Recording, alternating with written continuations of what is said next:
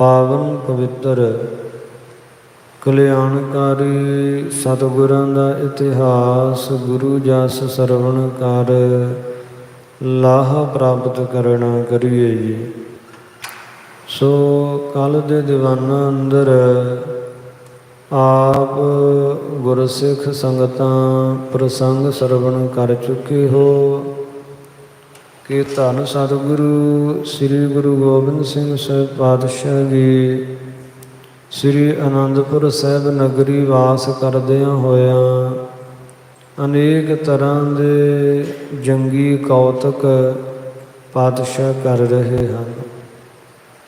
ਆਪਣੇ ਕੋਲ ਸਤਿਗੁਰਾਂ ਨੇ ਬੇਅੰਤ ਕਸ਼ਤਰੀय ਸ਼ਸਤਰਧਾਰੀ ਸੂਰਮੇ ਤਥਾ ਪਠਾਨ ਅਤੇ ਹੋਰ ਅਨੇਕ ਜਾਤੀਆਂ ਦੇ ਆਪਣੀ ਫੌਜ ਵਿੱਚ ਸੂਰਮੇ ਭਰਤੀ ਕੀਤੇ ਹੈ, ਜਿਨ੍ਹਾਂ ਨੂੰ ਪੱਟੇਬਾਜ਼ੀ ਦੀ ਵਿਦਿਆ ਕਵਾਇਦ ਦੀ ਵਿਦਿਆ ਦਾ ਅਭਿਆਸ ਕਰਵਾਉਂਦੇ ਹੈ।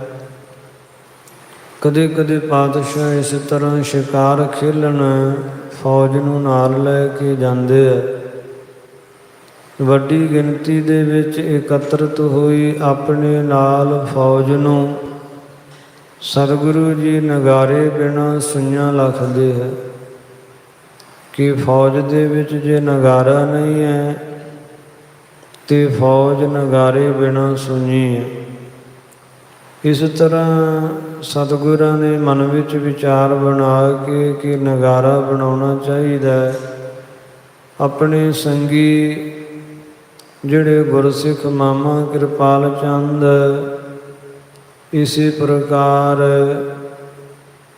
ਜੈਸੇ ਨੰਦ ਚੰਦ ਦੀਵਾਨ ਤੇ ਹੋਰ ਜਿਹੜੇ ਪਿਆਰੇ ਗੁਰਸਿੱਖ ਹਨ, ਉਹਨਾਂ ਦੇ ਵਿੱਚ ਨਗਾਰਾ ਬਣਾਉਣ ਵਾਸਤੇ ਬਚਨ ਕੀਤੇ ਅਤੇ ਆਦੇਸ਼ ਦਿੱਤਾ ਕਿ ਸੁੰਦਰ ਸੋਹਣਾ ਨਗਾਰਾ ਜਿਹੜਾ ਉਹ ਕਾਰੀਗਰ ਦੇ ਕੋਲੋਂ ਕਢਵਾਓ, ਤਿਆਰ ਕਰਵਾਓ। ਅਜਿਹਾ ਨਗਾਰਾ ਹੋਵੇ ਜਿਸ ਨਗਾਰੇ ਦੀ ਗੂੰਜ ਇਹ 22 ਪਹਾੜਾਂ ਦੀਆਂ ਧਾਰਾਂ ਦੇ ਰਾਜੇ ਅਤੇ ਦਿੱਲੀ ਦੀ ਸਲਤਨਤ ਦੇ ਕੰਨਾਂ ਤੱਕ ਇਹ ਆਵਾਜ਼ ਗੂੰਜੇ, ਐਸਾ ਨਗਾਰਾ ਤਿਆਰ ਕਰਵਾਓ। ਸੋ ਇਹ ਪ੍ਰਸੰਗ ਆਪਾਂ ਪਿਛਲੇ ਦੀਵਾਨਾਂ ਅੰਦਰ ਸਰਵਣ ਕਰ ਚੁੱਕੇ ਹਾਂ। ਅੱਗੋਂ ਪਾਵਨ ਕਥਾ ਦੀ ਪ੍ਰਾਰੰਭਤਾ ਹੋ ਰਹੀ ਹੈ। ਕਲਿਆਣਕਾਰੀ ਸਤਿਗੁਰਾਂ ਦਾ ਇਤਿਹਾਸ ਗੁਰੂ ਜਸ ਸਰਵਣ ਕਰ ਲਾਹ ਪ੍ਰਾਪਤ ਕਰਨਾ ਕਰੀਏ ਜੀ। ਸਤਨਾਮ ਸ਼੍ਰੀ ਵਾਹਿਗੁਰੂ ਸਾਹਿਬ ਜੀਓ। ਨੰਦ ਚੰਦ ਲੈ ਆਇਸ ਗਇਓ। ਭਾਈ ਨੰਦ ਚੰਦ ਜੋ ਸਤਿਗੁਰਾਂ ਦਾ ਇਹ ਦੀਵਾਨ ਹੈ, ਗੁਰਸਿੱਖ, ਇਹ ਗੁਰੂ ਆਗਿਆ ਪਾ ਕੇ ਤੇ ਗਿਆ ਹੈ। ਘਰ ਬੇਹੇਤਾ ਹਕਾਰਤ ਭਇਓ। ਨਗਾਰਾ ਘੜਨ ਵਾਸਤੇ, ਨਗਾਰਾ ਤਿਆਰ ਕਰਨ ਵਾਸਤੇ ਕਾਰੀਗਰ ਨੂੰ ਜਾ ਕੇ ਨੇ ਹਕਾਰਿਆ। ਕਾਰੀਗਰ ਨੂੰ ਜਾ ਕੇ ਨੰਦ ਚੰਦ ਮਿਲਿਆ। ਤਾਹਿਓ ਗੁਰੂ ਕੋ ਤਾਹੇ ਸੁਨਾਇਓ। ਸਤਿਗੁਰਾਂ ਦੀ ਜੋ ਕਹਿਵਤ ਸੀ ਉਹ ਸਾਰੀ ਕਾਰੀਗਰ ਨੂੰ ਸੁਣਾਈ। ਜੋ ਸਤਿਗੁਰਾਂ ਦਾ ਆਦੇਸ਼ ਸੀ, ਜਿਸ ਤਰ੍ਹਾਂ ਦਾ ਨਗਾਰਾ ਘੜਨ ਦਾ, ਉਹ ਸਾਰੀ ਗੱਲ ਕਾਰੀਗਰ ਨੂੰ ਦੱਸੀ। ਕਰ ਵਿਚਾਰ ਸ਼ੁਭ ਲੋਹਾ ਮੰਗਾਇਓ। ਅਤੇ ਵਿਚਾਰ ਕਰਕੇ ਤੇ ਸ਼ੁੱਧ ਅਤੇ ਸ੍ਰੇਸ਼ਟ ਲੋਹਾ ਮੰਗਵਾਇਆ। ਜੇਤਕ ਘਰਤ ਰਹਿ ਜਾਏ।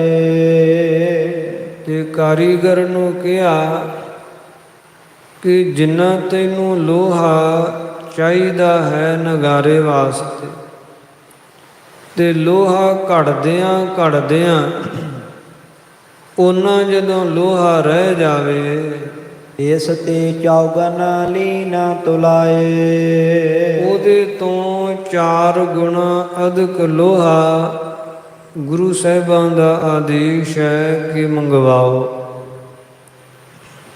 ਜਿੰਨਾ ਤੈਨੂੰ ਲੋਹਾ ਚਾਹੀਦਾ ਹੈ ਹੇ ਕਾਰੀਗਰ, ਉਹਦੇ ਤੋਂ 4 ਗੁਣਾ ਅਧਿਕ ਲੋਹਾ ਤੂੰ ਮੰਗਵਾ ਤੇ ਉਸ ਨੂੰ ਭੱਠੀ ਵਿੱਚ ਤਾ ਕੇ ਤੇ ਫਿਰ ਅਹਰਣ ਤੇ ਰੱਖ ਕੇ ਹਥੌੜੇ ਤਥਾ ਵਦਾਨ ਨਾਲ ਉਸ ਨੂੰ ਸੱਟਾਂ ਮਾਰ। ਤੇ ਇਸ ਤਰ੍ਹਾਂ ਕਰਨ ਦੇ ਨਾਲ ਜਿਹੜਾ ਅਸ਼ੁੱਧ ਤਥਾ ਮਲੀਨ ਲੋਹਾ ਹੁੰਦਾ ਹੈ ਉਹ ਨਾਲੋਂ ਝੜਦਾ ਜਾਂਦਾ। ਜਿਹੜੀ ਲੋਹੇ ਵਿੱਚ ਮਿਲਾਵਟ ਹੁੰਦੀ ਹੈ ਉਹ ਲੋਹਾ ਨਾਲੋਂ ਝੜਦਾ ਜਾਂਦਾ। ਫਿਰ ਇਸ ਨੂੰ ਭੱਠੀ ਵਿੱਚ ਰੱਖ, ਫਿਰ ਐਰਣ ਤੇ ਰੱਖ ਕੇ ਵਦਾਨਾਂ ਦੀ ਸੱਟ ਮਾਰ। ਵਾਰ-ਵਾਰ ਇਸ ਤਰ੍ਹਾਂ ਲੋਹੇ ਨੂੰ ਸੋਧਦਿਆਂ ਜਦੋਂ ਲੋਹਾ ਆਵਸ਼ਕਤਾ ਅਨੁਸਾਰ ਜਿੰਨਾ ਚਾਹੀਦਾ ਉਹਨਾਂ ਰਹਿ ਜਾਵੇ, 4 ਗੁਣਾ ਅਧਿਕ ਲਿਆਉਣਾ ਤੇ ਕੁੱਟ-ਕੁੱਟ ਕੇ ਉਸ ਨੂੰ ਇੰਨਾ ਲੋਹਾ ਜਿਹੜਾ ਉਹ ਨਾਲੋਂ ਝਾੜ ਦੇਣਾ ਤਾਂ ਕਿ ਉਹ ਪੂਰਾ ਸ਼ੁੱਧ ਹੋ ਜਾਵੇ ਲੋਹਾ। ਬਹੁ ਨਰ ਲੱਗੇ ਘਰਨ ਤਤਕਾਲਾ।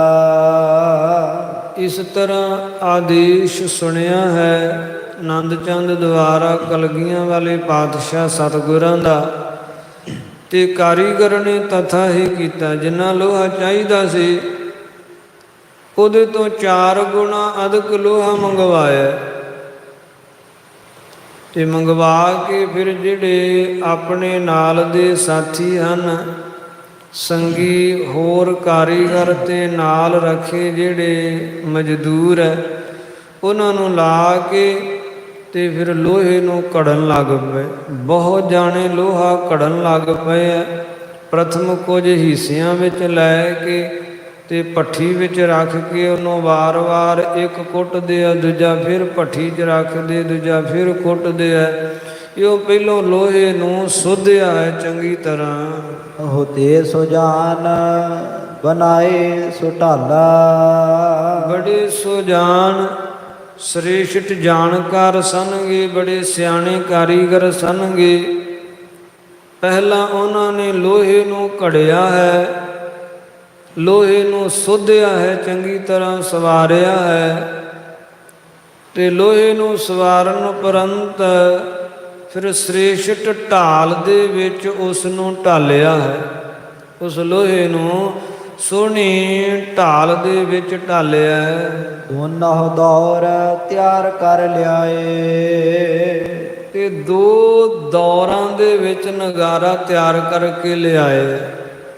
2 ਚੱਕਰਾਂ ਦੇ ਵਿੱਚ, ਚੱਕਰ ਨਾਮ 2 ਹਿੱਸੇ, ਕਿਉਂਕਿ ਪ੍ਰਥਮ ਕਾਲ ਲੋਹੇ ਨੂੰ ਜੋੜਨ ਵਾਸਤੇ ਜਿਹੜੀਆਂ ਉਹ ਰਿਵਟਾਂ ਆਦ ਲਾਇਆ ਕਰਦੇ ਸਨਗੇ ਕਾਰੀਗਰ। ਹੁਣ ਤੇ ਅਨੇਕ ਤਰ੍ਹਾਂ ਦੀਆਂ ਤਕਨੀਕਾਂ ਹਨ, ਵੈਲਡਿੰਗ ਹੋ ਜਾਂਦਾ ਲੋਹਾ, ਤੇ ਵੈਲਡਿੰਗ ਵੀ ਅਨੇਕ ਤਰ੍ਹਾਂ ਦੇ ਆ ਗਏ ਹਨ, ਜਿਸ ਕਾਰਨ ਲੋਹੇ ਨੂੰ ਜੋੜ ਲਿਆ ਜਾਂਦਾ ਹੈ।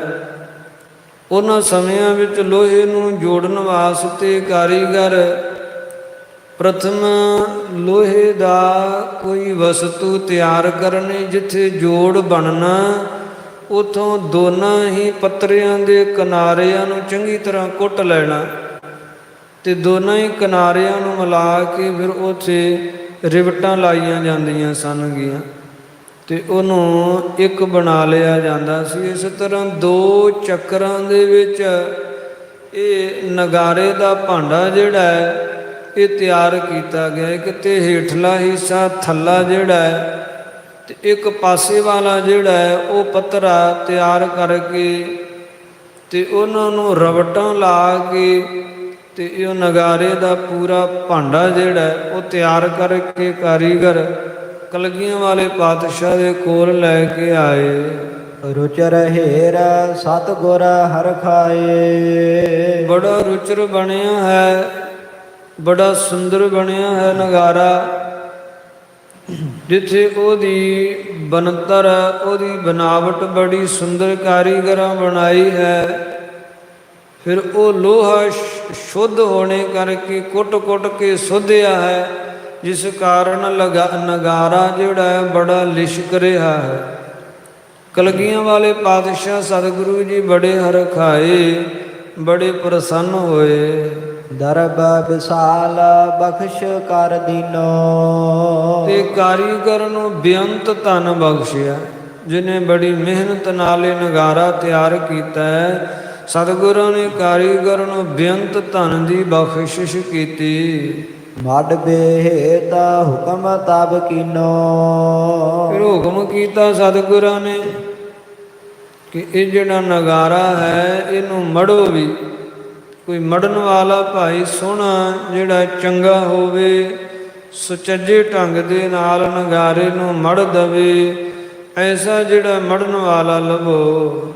ਸਕਲ ਮਸੰਦਨ ਜਾਬ ਸੁਧ ਪਾਈ। ਹੁਣ ਇਹ ਸੁਧ, ਇਹ ਖਬਰ ਜਦੋਂ ਸਾਰੇ ਮਸੰਦਾਂ ਨੂੰ ਪਤਾ ਲੱਗੀ ਕਿ ਸਤਿਗੁਰੂ ਜੀ ਨਗਾਰਾ ਤਿਆਰ ਕਰਵਾ ਰਹੇ, ਤਿਆਰ ਕੀ ਕਰਵਾ ਰਹੇ, ਭਾਂਡਾ ਤੇ ਤਿਆਰ ਹੋ ਗਿਆ ਤੇ ਮੜਵਾਉਣ ਦੀ ਤਿਆਰੀ ਹੈ। ਹੁਣ ਜਦੋਂ ਮਸੰਦਾਂ ਨੂੰ ਪਤਾ ਲੱਗਾ, ਇਤਹਿ ਵਿਚਾਰ ਕਰਤ ਸਮੁਦਾਈ। ਤਾਂ ਸਾਰੇ ਹੀ ਚਿਤਵਦੇ ਐ, ਸੋਚਦੇ ਐ ਤੇ ਵਿਚਾਰਦੇ ਐ। ਸੈਨ ਸਕੇਲਤ ਦਿਨ ਪ੍ਰਤ ਭਾਰੀ। ਪ੍ਰਤੀ ਦਿਨ ਕਲਗੀਧਰ ਪਾਤਸ਼ਾਹ ਸਤਿਗੁਰੂ ਜੀ ਸੈਨਾ ਭਾਵ ਫੌਜ ਇਕੱਤਰਤ ਕਰ ਰਹੇ ਹਨ। ਜਿਹੜਾ ਵੀ ਕੋਈ ਨਵਾਂ ਸੂਰਬੀਰ ਆਉਂਦਾ ਹੈ, ਚਾਹੇ ਉਹ ਕਿਸੇ ਵੀ ਜਾਤੀ ਦੇ ਨਾਲ ਸੰਬੰਧ ਰੱਖਦਾ ਹੋਵੇ, ਬਿਨਾਂ ਵਿਤਕਰੇ ਤੋਂ ਉਸ ਨੂੰ ਫੌਜ ਵਿੱਚ ਭਰਤੀ ਕਰਕੇ ਆਪਣੀ ਫੌਜ ਦੀ ਵਿਰਧੀ ਕਰ ਰਹੇ ਹਨ। ਸ਼ਸਤਰ ਤੁਰੰਗਨ ਸੋ ਹਿਤ ਧਾਰੀ। ਸ਼ਸਤਰਾਂ ਨਾਲ ਬੜਾ ਹਿੱਤ ਹੈ। ਸ਼ਸਤਰ ਬੜੇ ਲਿਆਉਂਦੇ, ਆਪ ਤਿਆਰ ਕਰਵਾਉਂਦੇ, ਸੰਗਤਾਂ ਕੋਲੋਂ ਵੀ ਸ਼ਸਤਰ ਮੰਗਵਾਉਂਦੇ। ਘੋੜਿਆਂ ਨਾਲ ਬੜਾ ਪਿਆਰ ਹੈ। ਘੋੜੇ ਸਤਿਗੁਰੂ ਜੀ ਸੰਗਤਾਂ ਕੋਲੋਂ ਮੰਗਵਾਉਂਦੇ ਤਥਾ ਆਪ ਵੀ ਘੋੜਿਆਂ ਦੀ ਖਰੀਦਦਾਰੀ ਕਰਦੇ। ਅਬ ਹੈ ਗੁਰੂ ਧੁੰਦਬ ਕਰਵਾਇਓ। ਤੇ ਹੁਣ ਤਾਂ ਧੁੰਦਬ ਵੀ ਤਿਆਰ ਕਰਵਾ ਲਿਆ। ਨਗਾਰੇ ਦਾ ਭਾਂਡਾ ਵੀ ਜਿਹੜਾ ਹੈ ਉਹ ਕਾਰੀਗਰ ਤਿਆਰ ਕਰਕੇ ਲੈ ਆਏ ਹੈ। ਜਬ ਇਸ ਦੇਸ਼ ਵਿਖੇ ਬਜਵਾਇਓ।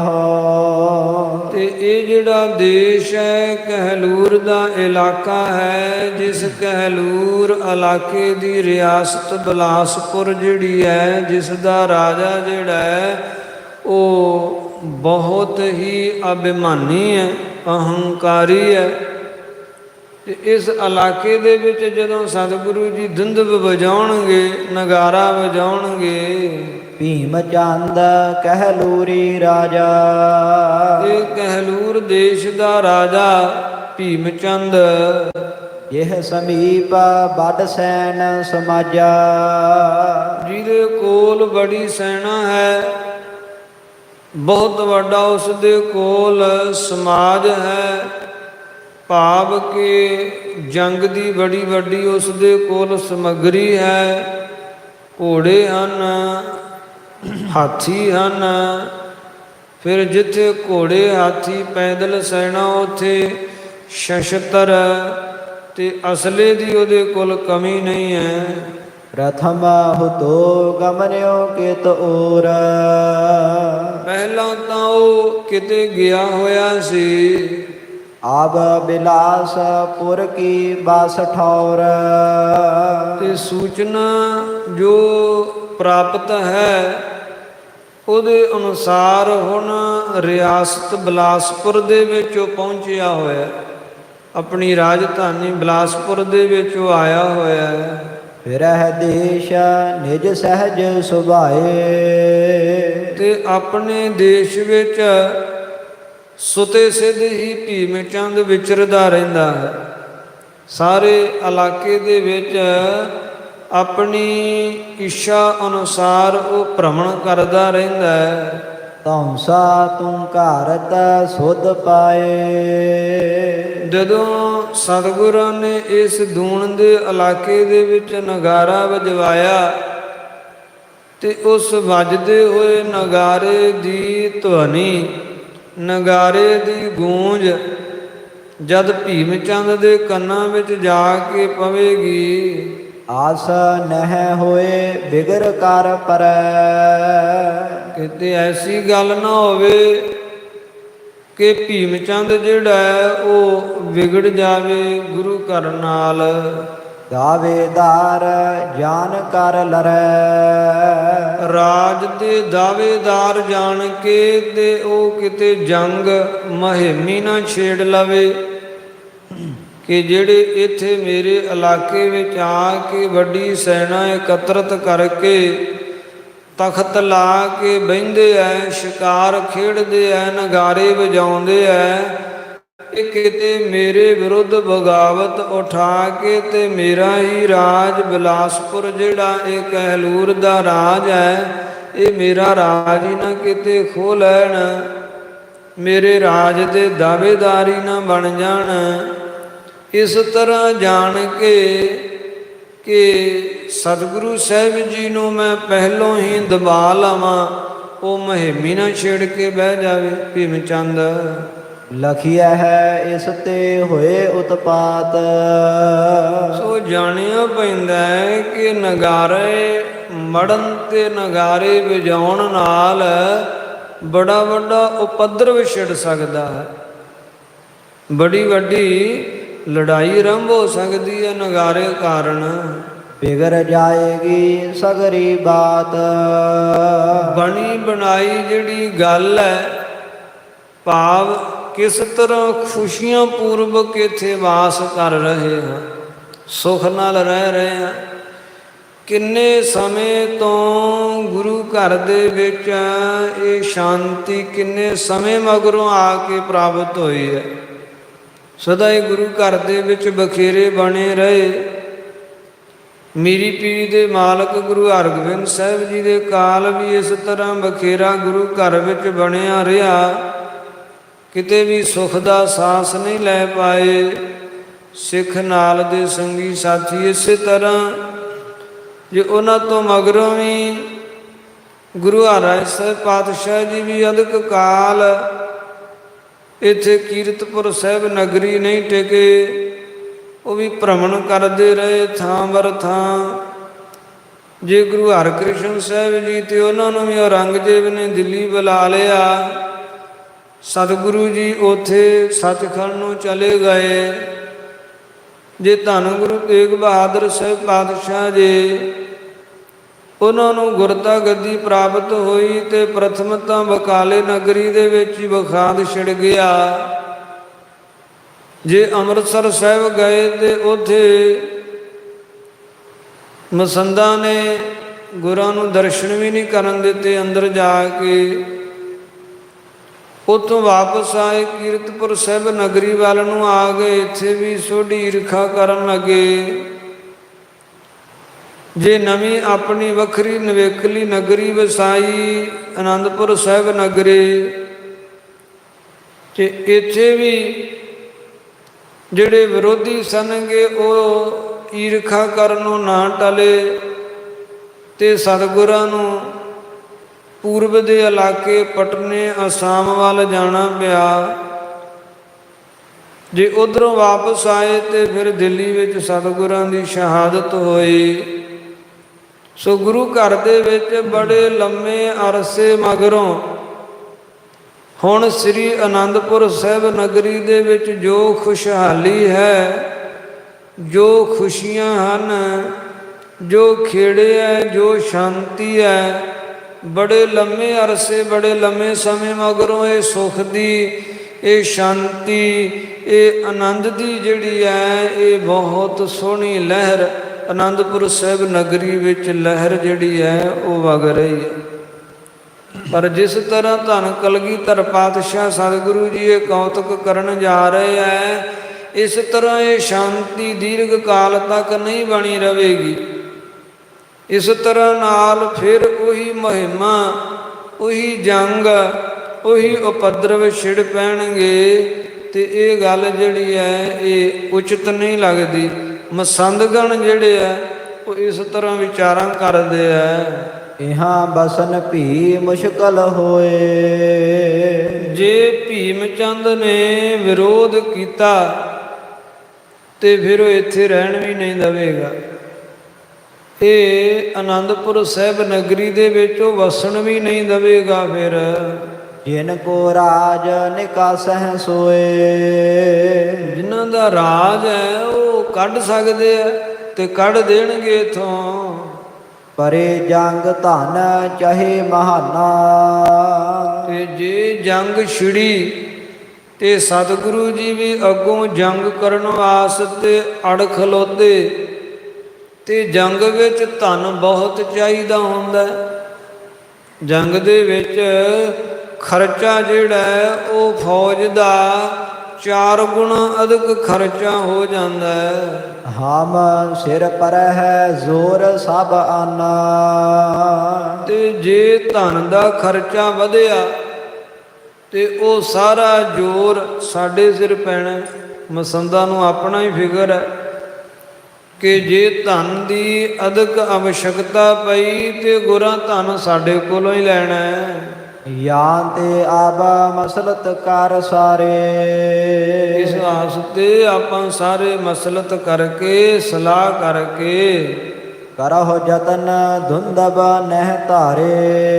ਤੇ ਆਪਾਂ ਕੋਈ ਯਤਨ ਕਰੀਏ, ਕੋਈ ਵਸੀਲਾ ਕਰੀਏ ਕਿ ਜਿਵੇਂ ਕਲਗੀਧਰ ਪਾਤਸ਼ਾਹ ਸਤਿਗੁਰੂ ਜੀ ਧੁੰਦਬ ਨਗਾਰਾ ਜਿਹੜਾ ਇਹ ਨਾ ਘੜਨ, ਨਗਾਰਾ ਤਿਆਰ ਨਾ ਕਰਵਾਉਣ। ਉਮਰ ਗੁਰੂ ਕੀ ਇਹ ਨਵੀਨ। ਕਿਉਂਕਿ ਕਲਗੀਧਰ ਪਾਤਸ਼ਾਹ ਸਤਿਗੁਰਾਂ ਦੀ ਉਮਰ ਜਿਹੜੀ ਹੈ ਉਹ ਹਲੇ ਨਵੀਨ ਹੈ, ਨਵੀਂ ਉਮਰ ਹੈ, ਨਵਾਂ ਖੂਨ ਹੈ, ਇਹ ਚੜ੍ਹਦੀ ਜਵਾਨੀ ਹੈ। ਮਨ ਭਾਵਤ ਕੋ ਰਚਹਿ ਪ੍ਰਬੀਨ। ਤੇ ਪ੍ਰਬੀਨ ਅੰਤਰਜਾਮੀ ਪਾਤਸ਼ਾਹ ਮਨ ਭਾਉਂਦੀ ਗੱਲ ਰਚ ਰਹੇ। ਜਿਸ ਤਰ੍ਹਾਂ ਮਨ ਵਿੱਚ ਫੁਰਨਾ ਆਉਂਦਾ ਹੈ ਉਸੇ ਤਰ੍ਹਾਂ ਕਰ ਰਹੇ ਹੈ।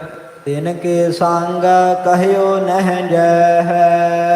ਤੇ ਤਿਨਾਂ ਦੇ ਨਾਲ ਕਲਗੀਧਰ ਪਾਤਸ਼ਾਹ ਸਤਿਗੁਰਾਂ ਦੇ ਸਨਮੁਖ ਤਾਂ ਕੁਝ ਕਿਹਾ ਨਹੀਂ ਜਾਂਦਾ। ਭਾਵ ਸਾਡੇ 'ਚ ਸਮਰੱਥਾ ਨਹੀਂ ਅਸੀਂ ਕਲਗੀਧਰ ਪਾਤਸ਼ਾਹ ਜੀ ਦੇ ਸਾਹਮਣੇ ਕੁਝ ਬੋਲ ਸਕੀਏ, ਕੁਝ ਕਹਿ ਸਕੀਏ, ਉਹਨਾਂ ਦੀ ਗੱਲ ਨੂੰ ਕੱਟ ਸਕੀਏ। ਸਮਰੱਥਾ ਨਹੀਂ ਸਾਡੇ ਵਿੱਚ। ਉਹਨਾਂ ਦੀ ਗੱਲ ਵਿੱਚ ਸੁਕ੍ਰਿਤੀ ਤਾਂ ਦੇ ਸਕਦੇ ਹਾਂ, ਉਹਨਾਂ ਦੀ ਕਹੀ ਹੋਈ ਗੱਲ ਨੂੰ ਕੱਟਣ ਦੀ ਸਮਰੱਥਾ ਨਹੀਂ ਸਾਡੇ ਵਿੱਚ।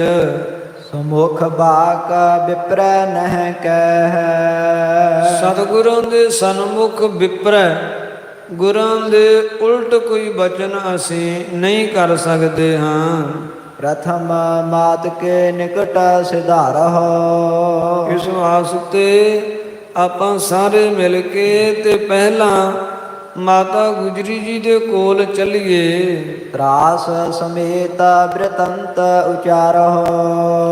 ਇਹ ਸਾਰਾ ਬਿਰਤਾਂਤ ਜਿਹੜਾ ਹੈ ਇਹ ਤਰਾਸ ਭੈ ਸੰਯੁਗਤ ਮਾਤਾ ਜੀ ਦੇ ਤਾਈਂ ਜਾ ਕੇ ਦਸੀਏ।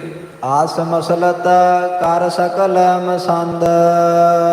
ਸਾਰੇ ਮਸੰਦਾਂ ਨੇ ਇਸ ਤਰ੍ਹਾਂ ਮਸਲਤ ਕੀਤੀ ਹੈ, ਇਸ ਤਰ੍ਹਾਂ ਸਲਾਹ ਕੀਤੀ ਹੈ। ਸ਼੍ਰੀ ਗੁਜਰੀ ਢੇਗਾ ਗਮਨੇ ਬ੍ਰਿੰਦ।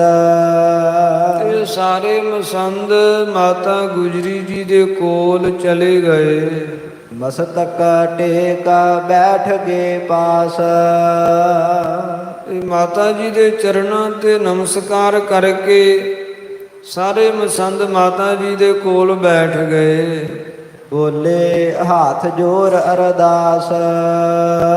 ਦੋਨੋਂ ਹੱਥ ਜੋੜ ਕੇ ਮਾਤਾ ਜੀ ਦੇ ਅੱਗੋਂ ਅਰਦਾਸ ਕਰਦੇ, ਬੇਨਤੀ ਕਰਦੇ, ਕਹਿਣ ਲੱਗੇ ਮਾਤਾ ਜੀ ਸੁਣਿਆ ਹੈ ਸਭ ਬਾਤ। ਇਹ ਮਾਤਾ ਜੀ ਸਾਰੀ ਸਾਡੀ ਜਿਹੜੀ ਗੱਲ ਹੈ ਉਹ ਬੜੇ ਗੌਰ ਨਾਲ ਤੇ ਬੜੇ ਧਿਆਨ ਨਾਲ ਸੁਣੋ। ਸ੍ਰੀ ਸਤਿਗੁਰ ਕੋ ਜਥਾ ਬਿਰਤਾਂਤ।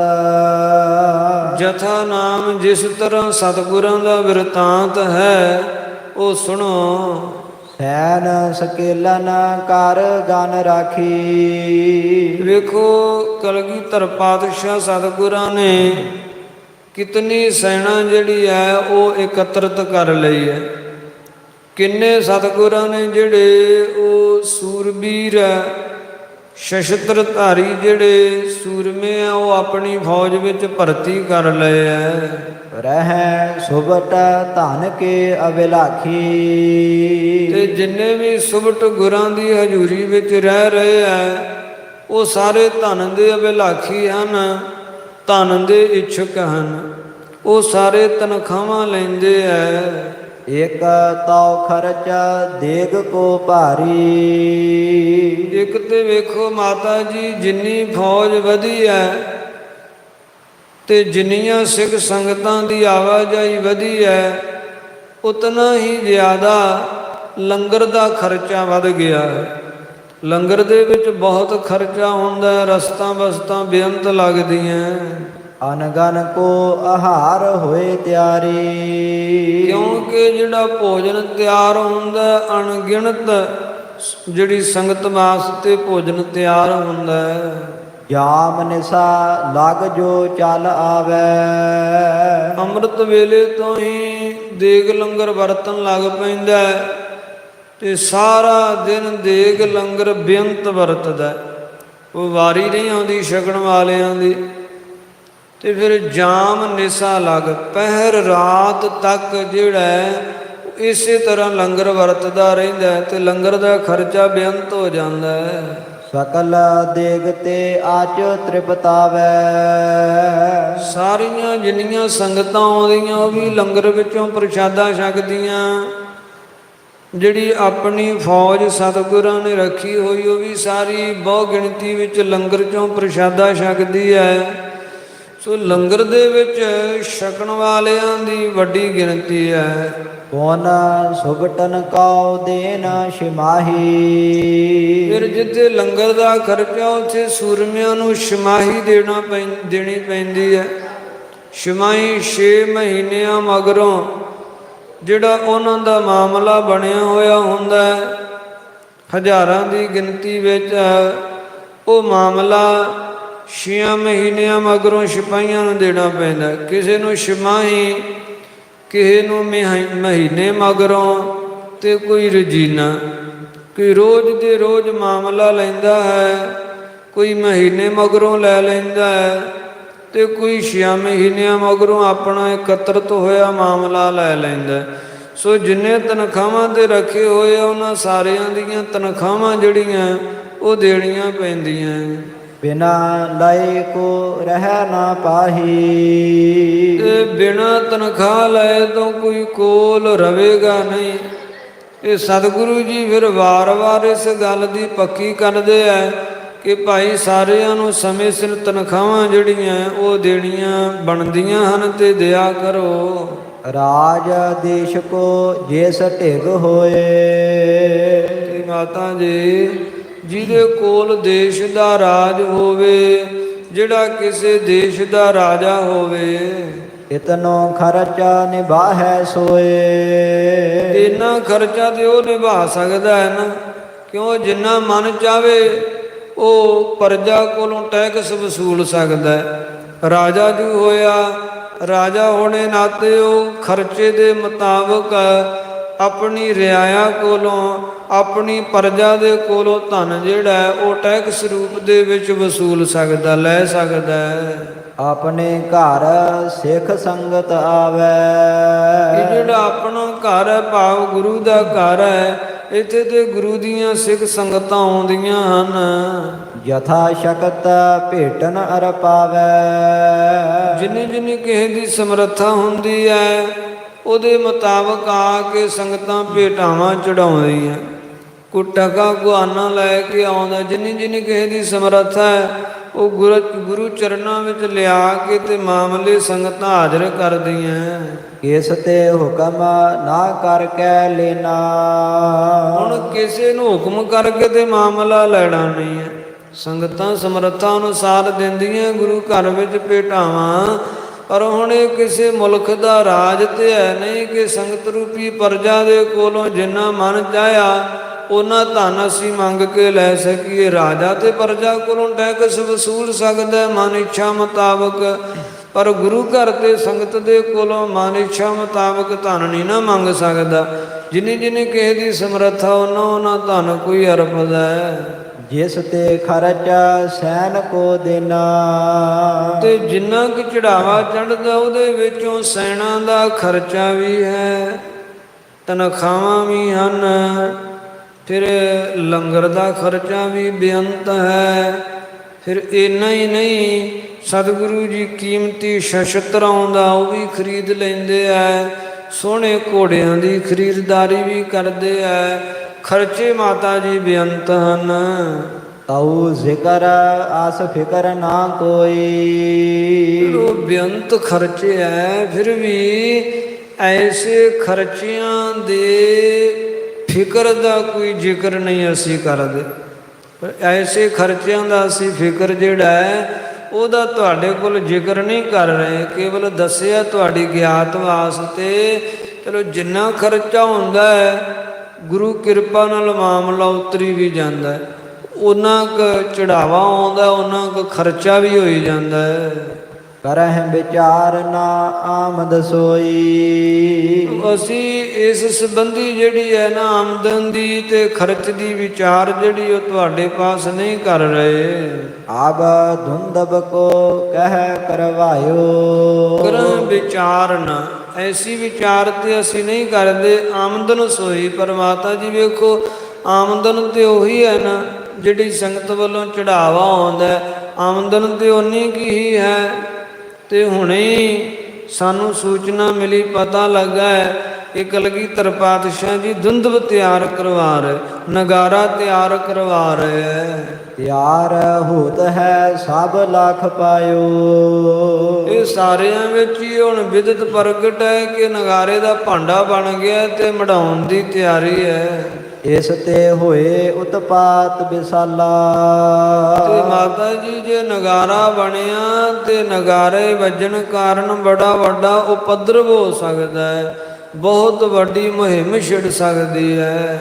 ਚੜੇ ਬਜਾਵਨ ਕਰ ਜਿਸ ਕਾਲਾ, ਜਿਸ ਕਾਲ ਜਿਸ ਸਮੇਂ ਇਹ ਨਗਾਰਾ ਵਜਾ ਕੇ ਸਤਿਗੁਰੂ ਜੀ ਚੜ੍ਹਾਈ ਕਰਨਗੇ। ਭੀਮ ਚੰਦ ਕਹਿਲੂਰੀ ਰਾਜਾ, ਨਗਾਰੇ ਦੀ ਗੂੰਜ ਭੀਮ ਚੰਦ ਕਹਿਲੂਰ ਦੇ ਰਾਜੇ ਦੇ ਕੰਨਾਂ ਵਿੱਚ ਜਾ ਕੇ ਗੂੰਜੇਗੀ। ਜਿਸ ਕੇ ਸੰਗ ਬੇਅੰਤ ਫੌਜ ਹੈ, ਬੇਅੰਤ ਜੰਗ ਦੀ ਸਮੱਗਰੀ ਹੈ। ਦੇਸ਼ ਵਿਸ਼ਾਲ ਰਾਜ ਕੋ ਕਰਹੀ, ਵੱਡੇ ਦੇਸ਼ ਦਾ ਉਹ ਰਾਜ ਕਰਦਾ ਹੈ। ਗਿਰਪਦ ਗਨ ਰਹਿ ਨਿਤ ਅਨੁਸਰ ਹੀ, ਅਨੇਕਾਂ ਹੀ ਗਿਰਪਤ ਜਿਹੜੇ ਪਹਾੜੀ ਬਾਕੀ ਰਾਜੇ ਹੈ ਉਹ ਵੀ ਸਾਰੇ ਭੀਮ ਚੰਦ ਦੇ ਅਨੁਸਾਰੀ ਹੋ ਕੇ ਚੱਲਦੇ ਹੈ। ਦੀਹ ਦਮਾਮੇ ਕੀ ਧੁਨ ਸੁਨੈ, ਜਦੋਂ ਵੱਡੇ ਨਗਾਰੇ ਦੀ ਧਵਨੀ ਆਵਾਜ਼ ਸੁਣੇਗਾ, ਜਰਹਿ ਨਾ ਮਨ ਮਹਿ ਮਤ ਸਰਗੁਨੈ, ਤੇ ਉਹ ਮਨ ਵਿੱਚ ਜਰੇਗਾ ਨਹੀਂ, ਈਰਖਾ ਦੀ ਅੱਗ ਵਿੱਚ ਸੜ ਬਲ ਜਾਵੇਗਾ। ਉਹ ਆਪਨ ਦੇਸ਼ ਮਹਿ ਦੁਤੀ ਨਗਾਰਾ, ਆਪਣੇ ਦੇਸ਼ ਆਪਣੇ ਰਾਜ ਵਿੱਚ ਕੋਈ ਹੋਰ ਦੂਜਾ ਨਗਾਰਾ ਵੱਜ ਰਿਹਾ ਹੈ। ਕਿਮ ਬਾਜਨ ਦੇ ਕਰ ਹੰਕਾਰਾ, ਹੰਗਤਾ ਸੰਯੁਕਤ ਭੀਮ ਚੰਦ ਇਹ ਨਗਾਰਾ ਕਿਵੇਂ ਵੱਜਣ ਦਵੇਗਾ? ਉਹ ਨਹੀਂ ਵੱਜਣ ਦਵੇਗਾ। ਬੈਸ ਨਵੀਨ ਗੁਰੂ ਕੀ ਇਹ, ਸੋ ਮਾਤਾ ਜੀ ਸਤਿਗੁਰਾਂ ਦੀ ਉਮਰਾ ਜਿਹੜੀ ਹੈ ਉਹ ਹੱਲੇ ਨਵੀਂ ਹੈ। ਹਟੈ ਨਹੀਂ ਔਰ ਮੈਂ ਹਟ ਗਹਿ, ਹਟਦੇ ਨਹੀਂ ਹੈ, ਮਨ ਦੇ ਵਿੱਚ ਉਹਨਾਂ ਹੱਠ ਜਿਹੜਾ ਹੈ ਉਹ ਪਕੜਿਆ ਹੋਇਆ ਹੈ। ਜਾਂ ਤੇ ਜਾਨੀ ਪਰੈ ਖੁਟਾਈ, ਇਸ ਵਾਸਤੇ ਜਾਣਿਆ ਪੈਂਦਾ ਹੈ ਕਿ ਬੜੀ ਖੁਟਿਆਈ ਵਾਲੀ ਗੱਲ ਜਿਹੜੀ ਹੈ ਨਾ ਉਹ ਬਣ ਜਾਵੇਗੀ। ਸੈਲ ਪਤਨ ਸੋ ਮਚੈ ਇਹ ਲੜਾਈ। ਜਿਹੜੇ ਸੈਲਪਤੀ ਪਹਾੜੀ ਰਾਜੇ ਉਹਨਾਂ ਨਾਲ ਮੁਹਿੰਮ ਛਿੜ ਜਾਵੇਗੀ, ਜੰਗ ਛਿੜ ਜਾਵੇਗੀ ਗੁਰੂ ਘਰ ਦੀ। ਜਿਸ ਮੈਂ ਅਨਕ ਉਪਾਦ ਉਠੈ ਇਹਦੇ ਹੈ। ਵਿੱਚ ਬਹੁਤ ਵੱਡੀਆਂ ਉਪਾਧੀਆਂ, ਵੱਡੇ ਉਪਦਰਵ ਉੱਠਣਗੇ।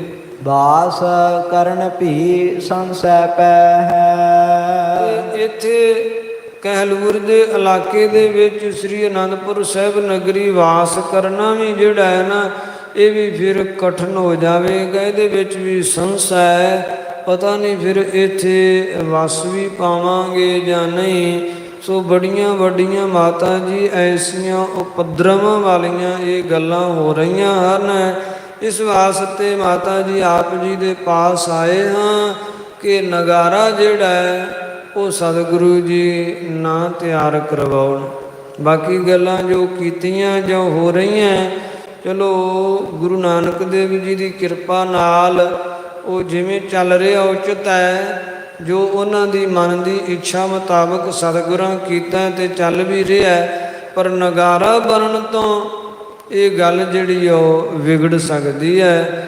ਤੇ ਜੇ ਸਤਿਗੁਰੂ ਜੀ ਨਗਾਰਾ ਨਾ ਤਿਆਰ ਕਰਵਾਉਣ ਤਾਂ ਸ਼ਾਂਤੀ ਪੂਰਵਕ ਸੁਖ ਪੂਰਵਕ ਆਪਾਂ ਰਹਿ ਰਹੇ ਹਾਂ। ਆਪ ਜੀ ਨੂੰ ਪਤਾ ਹੀ ਹੈ ਮਾਤਾ ਜੀ, ਕਿੰਨੇ ਲੰਮੇ ਸਮੇਂ ਮਗਰੋਂ ਗੁਰੂ ਘਰ ਦੇ ਵਿੱਚ ਐਸੀ ਸ਼ਾਂਤੀ, ਐਸੀ ਖੁਸ਼ਹਾਲੀ ਤੇ ਐਸੀਆਂ ਖੁਸ਼ੀਆਂ ਖੇੜੇ ਜਿਹੜੇ ਹੈ ਉਹ ਆਪਾਂ ਨੂੰ ਵੇਖਣ ਨੂੰ ਜਿਹੜੇ ਆ ਉਹ ਮਿਲ ਰਹੇ ਹਨ।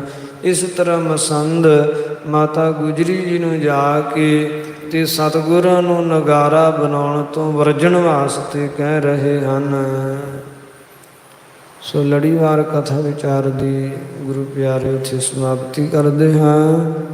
ਨਾਲ ਹੀ ਆਪ ਸੰਗਤਾਂ ਦੇ ਹਿਰਦੇ ਅੰਦਰ ਗਿਆਤ ਹੋਵੇ, ਸਦ ਸੰਗਤ ਅੱਜ ਧੰਨ ਗੁਰੂ ਸ੍ਰੀ ਗੁਰੂ ਤੇਗ ਬਹਾਦਰ ਸਾਹਿਬ ਪਾਤਸ਼ਾਹ ਜੀ, ਤਿਆਗ ਤੇ ਵੈਰਾਗ ਦੀ ਮੂਰਤ ਪਾਤਸ਼ਾਹ, ਨੌਵੇਂ ਪਾਤਸ਼ਾਹ। ਘਰ ਨੌ ਨਿਧ ਆਵੈ ਧਾਏ, ਸਭ ਥਾਈ ਹੋਏ ਸਹਾਏ। ਪਾਤਸ਼ਾਹ ਜੀ ਦਾ ਅੱਜ ਅਵਤਾਰ ਪੁਰਬ ਦਿਹਾੜਾ ਆਇਆ ਹੈ।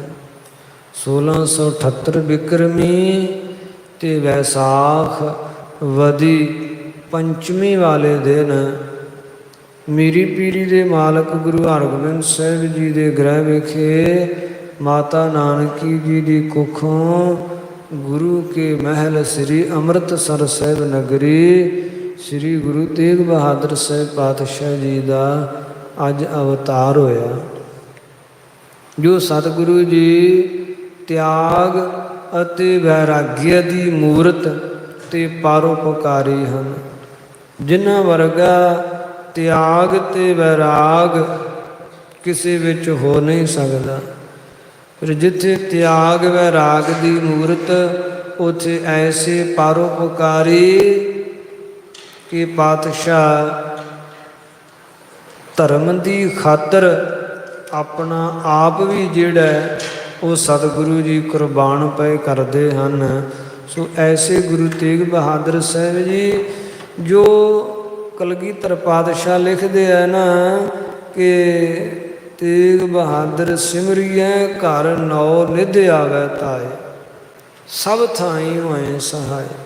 ਜਿੱਥੇ ਵੀ ਕੋਈ ਸਿਮਰਦਾ ਹੈ, ਜਿੱਥੇ ਵੀ ਕੋਈ ਯਾਦ ਕਰਦਾ ਹੈ ਨਾ ਪ੍ਰੇਮ ਸੰਯੁਗਤ ਗੁਰੂ ਤੇਗ ਬਹਾਦਰ ਸਾਹਿਬ ਜੀ ਨੂੰ, ਸਤਿਗੁਰੂ ਜੀ ਉੱਥੇ ਹੀ ਜਾ ਕੇ ਆਪਣੇ ਸੇਵਕਾਂ ਦੇ, ਆਪਣੇ ਪਿਆਰਿਆਂ ਦੇ ਸਹਾਇਕ ਹੁੰਦੇ ਹਨ, ਹੁੰਦੇ ਸੀ, ਹੋਣਗੇ ਤਿੰਨਾਂ ਕਾਲਾਂ ਵਿੱਚ। ਕਿਉਂ? ਸਤਿਗੁਰੂ ਜੀ ਪ੍ਰਕਾਸ਼ ਸਰੂਪ ਤੇ ਜੁਗੋ ਜੁਗ ਰਹਿਣ ਵਾਲੇ ਹੈ। ਸਤਿਗੁਰੂ ਜੀ ਹਮੇਸ਼ਾ ਹੀ ਹਾਜ਼ਰ ਨਾਜ਼ਰ ਹਨ। ਜਿੱਥੇ ਵੀ ਕੋਈ ਸਿਮਰਦਾ, ਜਹ ਜਹ ਕਾਜ ਕਿਰਤ ਸੇਵਕ ਕੀ, ਤਹਾਂ ਤਹਾਂ ਉਠ ਧਾਵੈ, ਸੇਵਕ ਕਉ ਨਿਕਟੀ ਹੋਏ ਦਿਖਾਵੈ। ਜਿੱਥੇ ਜਿੱਥੇ ਵੀ ਆਪਣੇ ਸੇਵਕਾਂ ਨੇ ਸਿਮਰਿਆ, ਭਾਵੇਂ ਉਹ ਮੱਖਣ ਸ਼ਾਹ ਵਰਗੇ ਲੁਬਾਣੇ ਸਮੁੰਦਰ ਵਿੱਚ ਸਿਮਰ ਰਹੇ ਹੈ। ਸਤਿਗੁਰੂ ਜੀ ਕਿਰਪਾ ਕਰੋ ਤੇ ਮੇਰਾ ਬੇੜਾ ਬੰਨੇ ਲਾਓ। ਜੇ ਮੱਖਣ ਸ਼ਾਹ ਲਵਾਣਾ ਸਮੁੰਦਰ ਵਿੱਚ ਸਿਮਰਦਾ, ਉੱਥੇ ਜਾ ਕੇ ਸਤਿਗੁਰੂ ਜੀ ਉਹਦੇ ਸਹਾਇਕ ਹੋ ਰਹੇ ਹੈ, ਉਹਦਾ ਬੇੜਾ ਬੰਨੇ ਲਾ ਰਹੇ ਹੈ।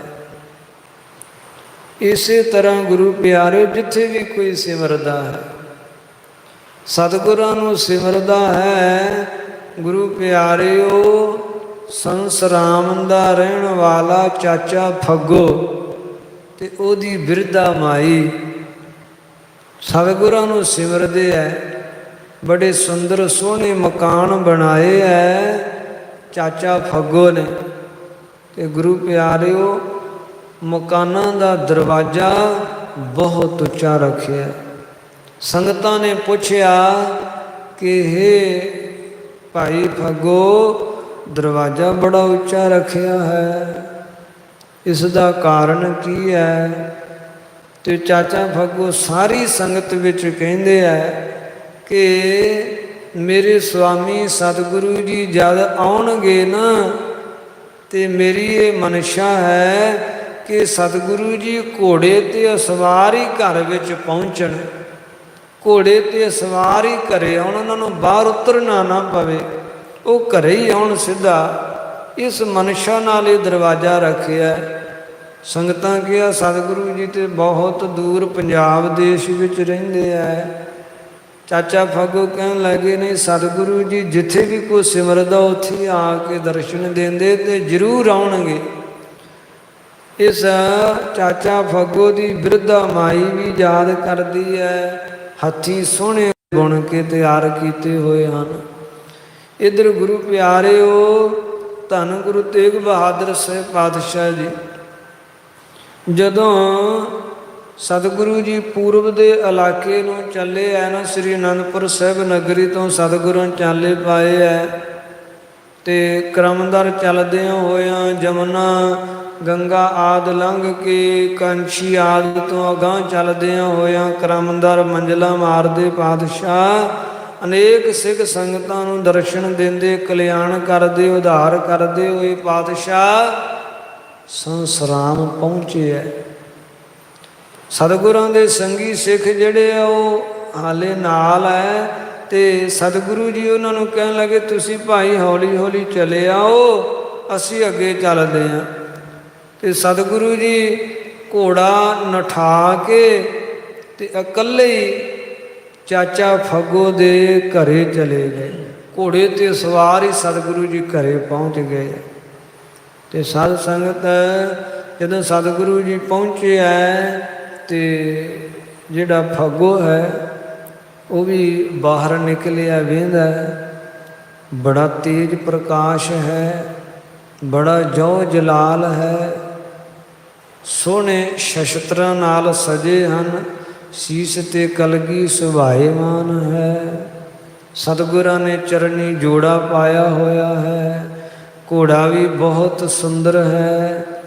ਤੇ ਐਸਾ ਸਤਿਗੁਰਾਂ ਦਾ ਸਰੂਪ ਵੇਖ ਮਨ ਦੇ ਵਿੱਚ ਵਿਚਾਰ ਧਾ ਰਹੀ ਹੈ, ਕਿਤੇ ਸਤਿਗੁਰੂ ਪਾਤਸ਼ਾਹੀ ਤੇ ਨਹੀਂ ਹਨ, ਪਰ ਮਨ ਵਿੱਚ ਦ੍ਰਿੜ ਵਿਸ਼ਵਾਸ ਨਹੀਂ ਵੱਜ ਰਿਹਾ।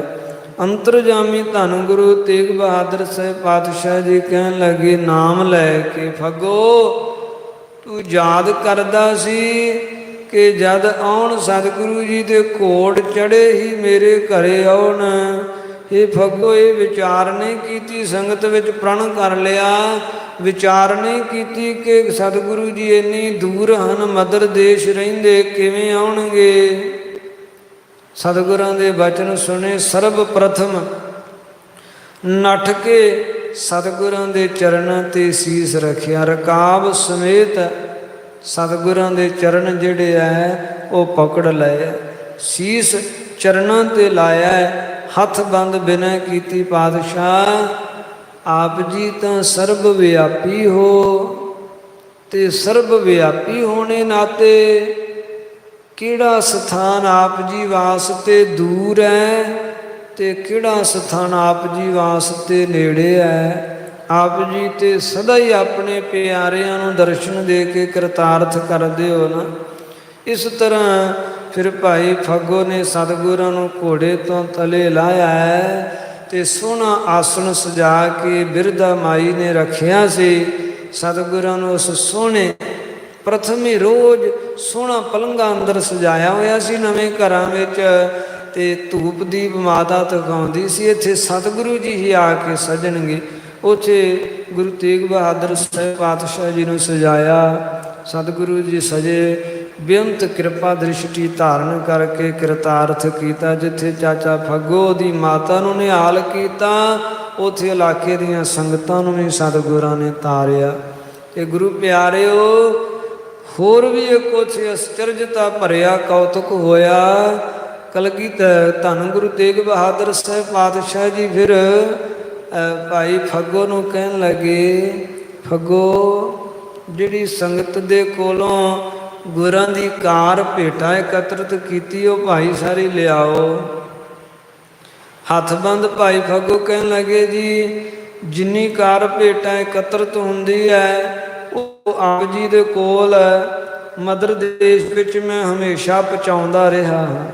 ਮਸੰਦ ਸੀ ਨਾ ਭਾਈ ਫੱਗੋ ਇਲਾਕੇ ਦਾ, ਤੇ ਕਹਿਣ ਲੱਗਾ, ਜੀ ਸਾਰਾ ਮਾਮਲਾ ਮੈਂ ਪਹੁੰਚਾਉਂਦਾ ਰਿਹਾ ਹਾਂ। ਜੇ ਹੁਣ ਇਸ ਵਾਰੀ ਵਾਲਾ ਕੋਈ ਮਾਮਲਾ ਹੈ ਤਾਂ ਉਹ ਮੈਂ ਸਾਰਾ ਜਮ੍ਹਾਂ ਇਕੱਠਾ ਕਰਕੇ ਰੱਖਿਆ ਤੇ ਉਹ ਤੁਹਾਡੇ ਚਰਨਾਂ ਵਿੱਚ ਹਾਜ਼ਰ ਕਰਦਾ ਹਾਂ। ਉਹ ਸਾਰਾ ਲਿਆ ਕੇ ਹਾਜ਼ਰ ਕੀਤਾ। ਤੇ ਜਿਸ ਵੇਲੇ ਹਾਜ਼ਰ ਕੀਤਾ, ਸਤਿਗੁਰੂ ਜੀ ਕਹਿਣ ਲੱਗੇ, ਕੁਝ ਰਹਿ ਗਿਆ ਹੈ।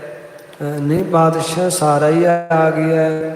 ਨਹੀਂ, ਵਿਚਾਰ ਕੁਝ ਨਾ ਕੁਝ ਸ਼ੇਸ਼ ਹੋਰ ਵੀ ਹੈ। ਜਦੋਂ ਸਤਿਗੁਰਾਂ ਨੇ 2-3 ਦਫਾ ਕਿਹਾ ਨਾ, ਤੇ ਫਿਰ ਸਿਮਰਤੀ ਆਈ, ਯਾਦ ਆਈ।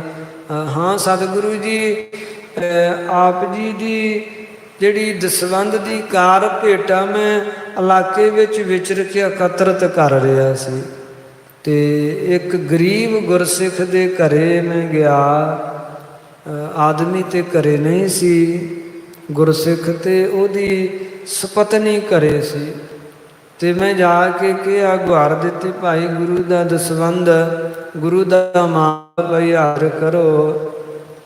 ਤੇ ਅੱਗੋਂ ਮਾਈ ਕਹਿਣ ਲੱਗੀ ਕਿ ਸਵਾਮੀ ਘਰੇ ਨਹੀਂ ਹੈ, ਉਹ ਆਉਣਗੇ ਤੇ ਫਿਰ ਜੋ ਸਰੇਗਾ ਬਣੇਗਾ ਉਹ ਦੇ ਦਿਆਂਗੇ। ਮੈਂ ਫਿਰ ਕਿਹਾ, ਭਾਈ ਗੁਰੂ ਦੀ ਜੋ ਵੀ ਬਣਦੀ ਹੈ ਸਰਦਾ ਪੁੱਜਦਾ ਭਾਈ ਦਿਓ। ਬਹੁਤ ਗਰੀਬ ਸੀ, ਘਰ ਦੇ ਵਿੱਚ ਜਲ ਪਾਣੀ ਦੀ ਵੀ ਬੜੀ ਤੰਗੀ ਸੀ। ਤੇ ਮੇਰੇ 2-3 ਦਫਾ ਕਹਿਣ ਤੋਂ ਮਾਈ ਖਿਝ ਗਈ। ਘਰ 'ਚ ਝਾੜੂ ਮਾਰ ਰਹੀ ਸੀ, ਕੂੜਾ ਇਕੱਠਾ ਹੋਇਆ ਸੀ, ਉਹ ਕੂੜਾ ਉਹਨੇ ਮੇਰੀ ਝੋਲੀ ਪਾ ਲੈ, ਇਹੋ ਹੀ ਹੈ ਮੇਰੇ ਕੋਲ, ਲੈ ਜਾ। ਤੇ ਮੈਂ ਉਹ ਕੂੜੇ ਨੂੰ ਝੋਲੀ 'ਚ ਸਮੇਟਿਆ ਤੇ ਲੈ ਆਇਆ। ਘਰੇ ਆ ਕੇ ਪਾਤਸ਼ਾਹ ਮੈਂ ਉਹ ਸਾਰਾ ਕੂੜਾ ਛਾਣਿਆ। ਉਹਦੇ ਵਿੱਚੋਂ ਇੱਕ ਗਿਟਕ ਨਿਕਲੀ ਬੇਰ ਦੀ, ਤੇ ਉਹ ਬੇਰ ਦੀ ਗਿਟਕ ਜਿਹੜੀ ਸੀ, ਮੈਂ ਤੁਹਾਡਾ ਧਿਆਨ ਧਰ ਕੇ ਇਹ ਸਿੱਖ ਨੇ ਭੇਟਾ ਕੀਤੀ ਹੈ, ਸਿੱਖ ਦੇ ਘਰੋਂ ਆਈ, ਇਹਨੂੰ ਪ੍ਰਵਾਨੋ। ਮੈਂ ਉਹ ਬੀਜ ਕੇ ਪਾਣੀ ਪਾ ਦਿੱਤਾ।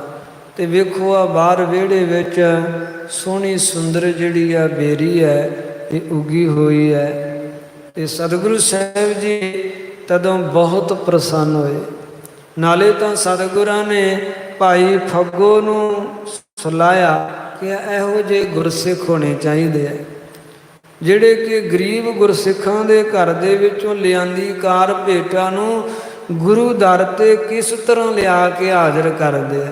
ਕੋਈ ਅਪਸ਼ਬਦ ਨਹੀਂ ਬੋਲਿਆ, ਜੇ ਕੂੜਾ ਇਕੱਠਾ ਕਰਕੇ ਦੇ ਦਿੱਤਾ ਹੈ, ਤੇ ਕੋਈ ਨਿਰਾਦਰੀਜਨਕ ਸ਼ਬਦ ਨਹੀਂ ਬੋਲਿਆ। ਤੇ ਸਤਿਕਾਰ ਨਾਲ ਲਿਆ ਕੇ ਉਹਦੀ ਵੀ ਅਰਦਾਸ ਕੀਤੀ ਕਿ ਗੁਰੂ, ਉਹਨੇ ਵੀ ਇਹ ਭੇਟਾ ਕੀਤਾ, ਜੋ ਵੀ ਉਹਦਾ ਭਲਾ ਕਰੋ।